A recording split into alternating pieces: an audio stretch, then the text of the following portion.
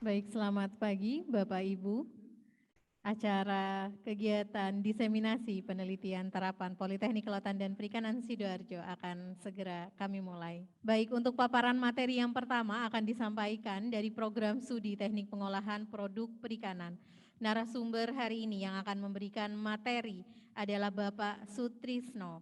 Beliau adalah dosen di Politeknik Kelautan dan Perikanan Sidoarjo. Sedikit akan saya bacakan profil singkat dari beliau. Bapak Sutrisno, API MSI, beliau merupakan seorang dosen Politeknik Kelautan dan Perikanan Sidoarjo yang lahir di Kebumen 22 Desember 1967. Sepak terjang beliau dalam dunia pendidikan, yang pertama beliau merupakan alumni dari D3 AUP, jurusan Mesin Perikanan pada tahun 1989, D4 STP jurusan Permesinan Perikanan pada tahun 1995, dan beliau melanjutkan sekolah S2 di Unitomo Surabaya, Fakultas Ilmu Komunikasi pada tahun 2005. Pada tahun 1989 sampai dengan 1999, beliau merupakan guru SPP di SUPM Negeri Waiheru Ambon. Pada tahun 2000 sampai dengan sekarang, beliau merupakan dosen Politeknik Kelautan dan Perikanan Sidoarjo. Beberapa kunjungan luar negeri yang telah beliau lakukan antara lain adalah pada tanggal 15 sampai dengan 21 Maret 1997 adalah ke Thailand dan juga Malaysia. Pada tahun 2012 beliau ke The Netherlands, Germany, Belgium, Uni Emirat Arab. Selanjutnya organisasi yang beliau ikuti untuk skala nasional adalah konsultan SSC dan juga untuk skala internasional adalah expert CBI. Baik, pada pagi hari ini beliau akan menyampaikan paparan materi tentang pemanfaatan isi perut ikan bandeng pada pembuatan kecap ikan secara enzimatis. Kepada beliau, Bapak Sutrisno, API MSI, dipersilahkan. Baik, Assalamualaikum warahmatullahi wabarakatuh. Pada Bapak Kapus Pendidikan Lautan yang saya hormati, Bapak Direktur Politeknik Kelautan Perikanan Sidoarjo, Bapak Dibu dosen yang hadir di ruang, dan para Zoom yang saya hormati dan saya banggakan. Baik, dalam hal ini saya akan mulai. Di sini adalah kita akan membicarakan pemanfaatan perut ikan bandeng pada pembuatan kecap secara enzimatis.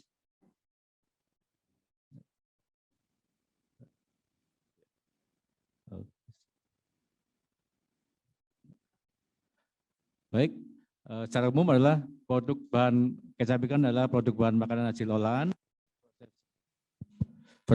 yang dibuat dari daging maupun limbah ikan baik lambung maupun organ jeroan, mempunyai rasa dan bau yang simpan yang lama. Jadi dari Angela et al. 2021. Kemudian kecap bisa dilakukan dengan ada dua cara, dari tradisional dan secara enzimatis. Maaf ini. Baik, selanjutkan.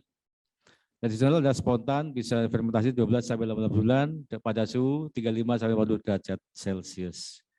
Untuk secara enzimatis adalah menambahkan enzim protease waktu lebih cepat dan dapat diatur sesuai kebutuhan. Jadi pada dasarnya kita akan mempercepat dalam hal fermentasi.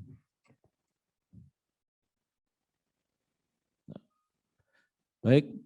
Dalam hal ini, pada pembuatan kecap ikan kita bisa menggunakan beberapa enzim. Ya, dari sini adalah enzim papain. Enzim papain adalah dari enzim dari buah pepaya. Ya. Kalau bromelain ini dari ekstrak buah nanas. Ya. Kemudian tripsin, kemudian koji jenis dari bakteria. Kemudian di sini adalah enzim sebagai biokatalisator, sebagai enzim bersifat ramah lingkungan, enzim mempunyai target pemotongan aseptik dan kondisional dan lebih ekonomis. Dalam ini kita akan membicarakan dua ini, ciri-cirinya ya.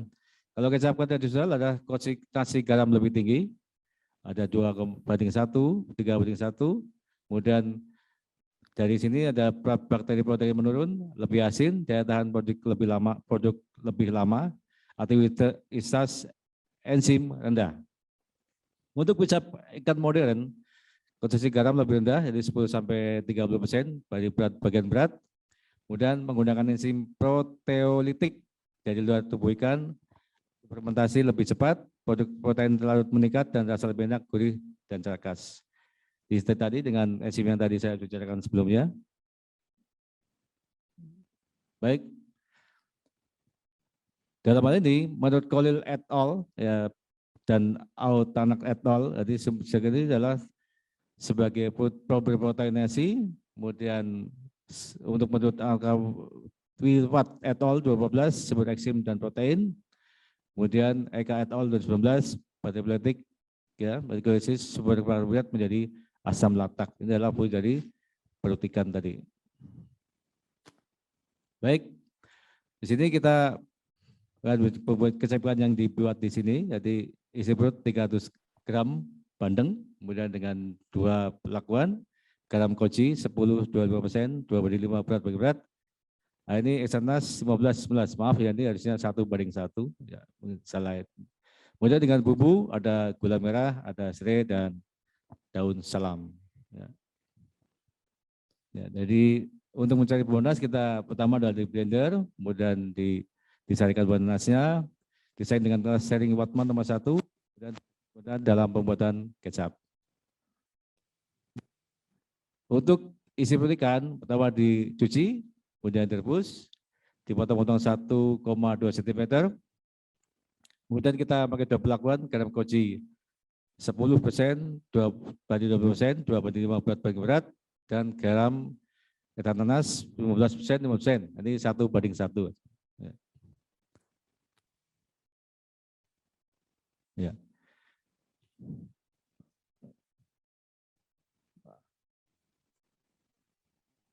Ya, baik, lanjut. Fermentasi. Ya.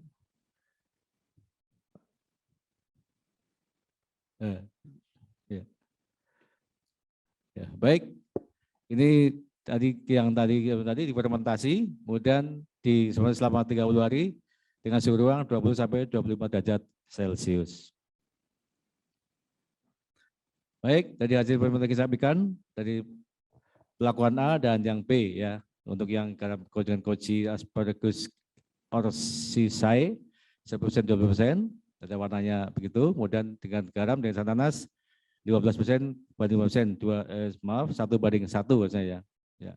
Dengan parameter odoratif, analisis protimat, asam amino, nitrogen, uji mikrobiologi kandungan logam berat. Kemudian menurut penelitian yang lebih dahulu, kecap ikan adalah pH ikan 5,17 sampai 5,9 sesuai NSNI. Mudah-mudahan karena menggunakan penurunan pH karena ion hidrogen dari air berkaitan dengan chlor dari garam. Kemudian fungsi garam pada kecap ikan adalah mencegah pertumbuhan mikroba kecuali bakteri hydrophilic asaltat yang menimbulkan rasa dan aroma spesifik, mengurangi rasa pahit yang dihasilkan akibat kerusakan atau pengurangan protein oleh enzim protease. Baik, ini adalah hasil untuk hasil nitrogen ya, saya bacakan untuk meningkat waktu ya. Ya baik. Jadi di sini relaksasi dari protein selama proses fermentasi memecah ikatan peptide protein menjadi asam amino dan peptide mengandung nitrogen. Semakin tinggi konsentrasi isi perut ikan yang ditambahkan, maka semakin tinggi kandungan nitrogen karena semakin banyak protein yang terkandung di dalamnya. Semakin lama waktu fermentasi akan meningkatkan kandungan total nitrogen pada kecap ikan. Ya. Ini penelitian yang sudah ada sebelumnya. Ya. Kecap ikan dengan bahan baku ikan rucah yang difermentasi selama 30 hari dengan penambahan enzim papain 9% menghasilkan nilai total seberat 8.320 mg per liter menurut Ardiansah 2012. Kemudian N total pada kecap ikan berbahan jeroan ikan atau arus spesies ya. Dengan penambahan garam 2% lebih rendah dibandingkan dengan penambahan garam 5% dan 20%. Kandungan garam yang tinggi selama proses fermentasi melambat hidrolisis protein. Ini dari Tianisi 2016. Baik, dari uji berat yang dilakukan, yang logam menyesap dalam daging kan melalui darah yang berkaitan dengan protein darah dan distribusikan melalui jaringan-jaringan tubuh. Logam berat adalah yang ditemukan adalah lubum atau timbal, ya, ceu, tembaga, kadmium, dan merkuri atau air raksa. Uji konfirmasi logam berat pada kesampaikan menurut SNI 01274242719996 meliputi timbel, tembaga, seng, merkuri, dan arsenik. Baik, ini adalah hasil daripada tadi logam berat. Ini adalah hasil treatment untuk yang uji. Ya. Kemudian yang total nom dan sebagainya bisa dibaca nanti kalau ada yang ditanyakan.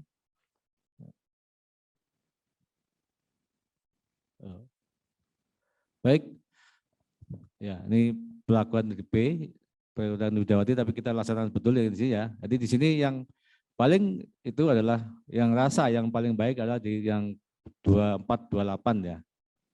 Yaitu dengan garam dan isang nanas 15 banding 15%. Ya, jadi itu yang paling dirasa paling dirasakan paling enak menurut kondisi yang ada. Ya. Jadi dengan ini dengan parameter warna, tekstur, aroma, dan rasa. Ya. Ini warna ikan cipukan yang pelakuan ya. Ada 4 warna dari kiri ke kanan. Yang A itu adalah garam isang nanas 20,5%, 20 10%, 15 dengan 25 dan 20%. Menurut penelitian yang terdahulu, semakin tinggi konsentrat ekstrak nanas dapat mencerna jaringan otot ikan dalam waktu singkat dan menyebabkan warna ikan cipukan menjadi lebih coklat karena adanya reaksi antara gula reduksi dan gugus aminoprotein. Manusiaan et al. 2017. Semakin tinggi kadar garam yang ditambahkan pada ikan cipukan, maka semakin lambat reaksi pencolatannya. Peneliti Widyasuti et al. 2014. Baik, inilah hasil proses toksikmat ya. Kesampaikan ada meliputi kadar air, kadar abu, kadar protein, dan kadar lemak dan hidrat. Ya, baik, lanjutkan lagi. Di sini terdapat reaksi hidrolis membuat ikatan peptida pada protein terputus sehingga protein terdegradasi meliputi bagian yang sederhana berupa asam amino sehingga kemudian kapsul dan lemak yang terikat akan keluar. Ya. Adanya enzim dapat menghambat kerja enzim proteolitik yang berasal dari ekstrak nanas dan ditubuhkan untuk menghidrolisis karbohidrat menjadi glukosa sehingga mempertahankan jumlah karbohidrat yang tinggi. Semakin tinggi kadar suatu bahan, maka semakin rendah kadar abu bahan tersebut. Semakin tinggi penambahan garam pada kecap, maka semakin tinggi kandungan mineralnya sehingga kadar abunya semakin tinggi. Inilah kelompok perlakuan. Jadi kandungan asam aminonya, kemudian ikan bandeng, kemudian adalah perlakuan ini asam nanas 25%, kemudian 20-10, dan 15-15 dan 25-20%. Nanti yang warna, ya, ini saya juga maaf saya sedikit buta warna ya, kalau saya hijau ya. Jadi ada glutamat amino acid, asam amino yang warna hijau, berikut adalah lisin asam amino dan yang kuning ya, yaitu aspartate asam amino. Ini begini. Baik, ya. Ini benar-benar yang terdahulu ya, mungkin kita lewat saja. Ya.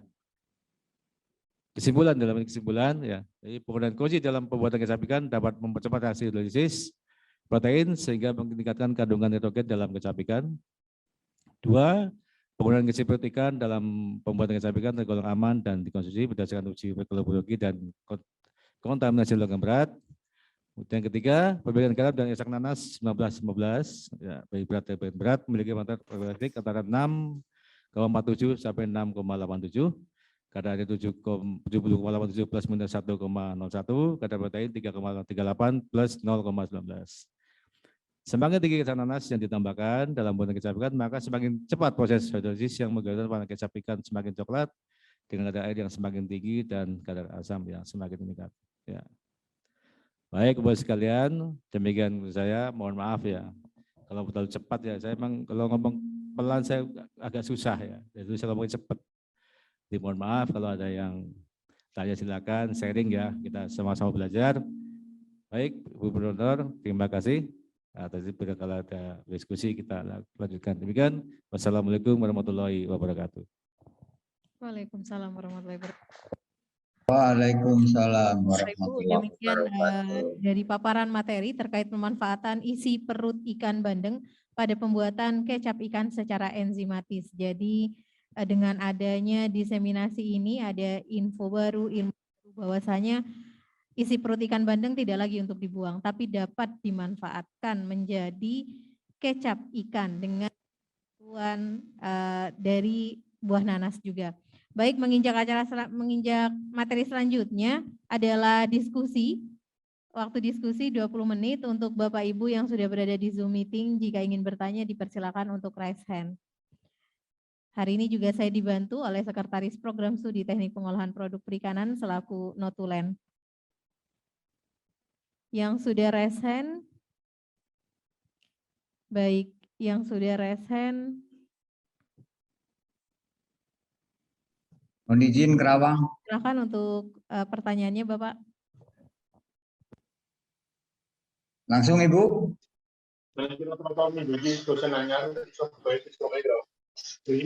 Siapa dulu nih Ibu? Ya, silakan Bapak untuk pertanyaannya. Oh saya. Baik, makasih. Assalamualaikum warahmatullahi wabarakatuh.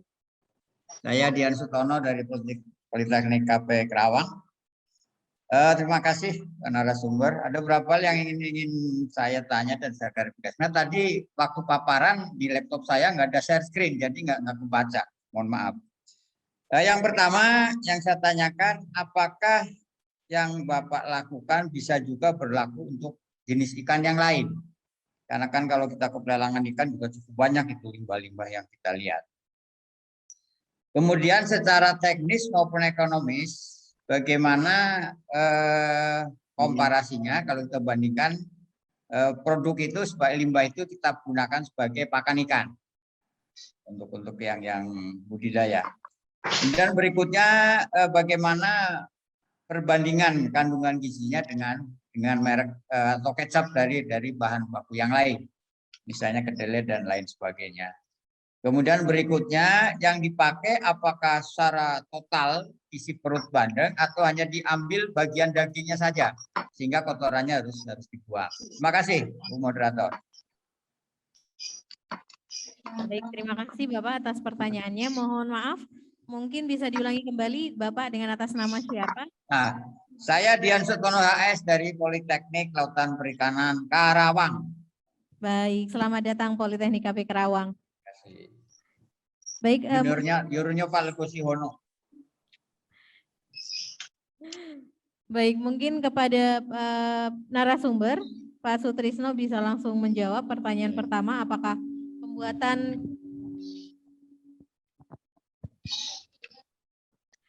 pembuatan kecap ikan ini bisa menggunakan dari jenis ikan lain? Dipersilakan Bapak. Ya, baik, terima kasih. Pak siapa tadi?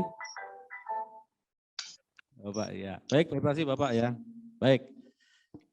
Jadi untuk ikan yang lain bisa Bapak ya. Jadi kita bisa ikan rusa bisa dari ikan tuna bisa ya. Jadi kita di sini memanfaat ini yang garis samping ya. Jadi manfaatkan apa yang ada dari ini. Itu ya. Jadi boleh ya. Setelah saya kemana-mana saya lihat juga bisa untuk itu. Jadi bisa ya tuna tadi saya lihat tuna ya, ikan rusa juga bisa. Yang murah-murah itulah ya bisa. Ikan yang bagus juga bisa. Ikan teri pun bisa. Yang untuk sedang-sedang aja bisa ya. Jadi satu itu bisa ya. Saya kira jelas ya yang pertama. Kemudian kandungan komposisi ikan pakan ikan. Jadi dalam dunia perikanan sebenarnya kita juga tepung ikan sebenarnya Indonesia kan kaya sekali ya. Tapi nyatanya kita masih impor dari Thailand ya. Satu. Kedua, perusahaan pakan Indonesia juga semua hampir dari Thailand ya. Padahal kita kalau mau manfaatkan itu luar biasa Indonesia ya. Jadi kalau tepung ini semuanya bisa dipakai Pak. Ya baik dari tulangnya, kepalanya apa. Jadi kalau di kita nih di situasi ini politik kita udah zero waste ya. Semua yang kita ikan apa itu kita manfaatkan ya. Bandeng apa lah itu bandeng itu sisiknya bisa kalogen ya itu yang kedua segitu Pak ya. Kemudian yang ketiga tadi apa? Oh perbandingan kecap lain ya. Ya. Jadi perbandingan kecap lain seperti yang saya pengalaman saya dan saya baca ya. Jadi memang ini kan buatan sendiri Pak ya. Untuk perbandingan yang lain saya relatif Pak ya. Kalau yang dari kita ini, kalau fermentasi ini bisa bertahan sampai sekitar 2 tahun masih bisa ya, karena fermentasi bagus. Kalau kecap yang buatan sendiri, yang paling mudah itu paling bertahan tanpa pengawet, paling bertahan 3 minggu ya. Ya saya lihat-lihat. Kalau kecap ABC, kecap itu kan dari tumbuhan ya, dari kedelai dan sebagainya. Jadi dengan bahan baku yang tadi, ya perbandingannya saya kira relatif ya Pak Ibu ya sekalian ya. Kemudian yang keempat, ya bagian ya, ya baik. Jadi kalau dari ini kan jeroannya Pak ya, jadi jeroannya otomatis ya kita ya kalau kita buang ya. Jadi jeroan itu yang kita ambil, jadi jeroan kita buang ininya, yang kalau kita buang kita ambil yang jeroannya saja itu ya. Bukan itunya ususnya bukan ya, tapi jeroannya. Nek jeroan itu dia kayak limpa, hati dan sebagainya ya, jeroan itu ya. Jadi kalau yang usus sih kita tidak dipakai ya. Mungkin di mana ya Pak Bapak, kalau ada masih kurang jelas, mohon izin Pak Tris, yang mohon izin bisa ini moderator bisa langsung. Baik Bapak, demikian penjelasan dari narasumber atau pemateri. Apakah ada pertanyaan lanjut atau ada sambutan? Sedikit mohon izin Bu Moderator. Ya, silakan Ya. Bapak. Baik Pak Tris, tadi yang saya maksud kalau kita bandingkan dengan kalau kita gunakan untuk pakan ikan, itu dari sisi teknis dan secara ekonomis. Maksud saya gini, kalau misalnya kalau pakan ikan biasanya kita langsung. Nah kalau dengan itu secara ekonomis dan teknis lebih menguntungkan, ya artinya teknologi yang Bapak tawarkan kan mungkin dalam tanda petik mungkin perlu dipertimbangkan. Terima kasih Pak Tris. Ya, terima kasih Pak atas sarannya. Terima kasih. Ya. Baik, terima kasih. Jika ada pertanyaan lebih lanjut, silakan untuk bisa raise hand. Bapak Ibu, mungkin saya kasih kesempatan sekali lagi. Jika ada pertanyaan bisa segera raise hand atau bisa diketikkan di room chat Zoom.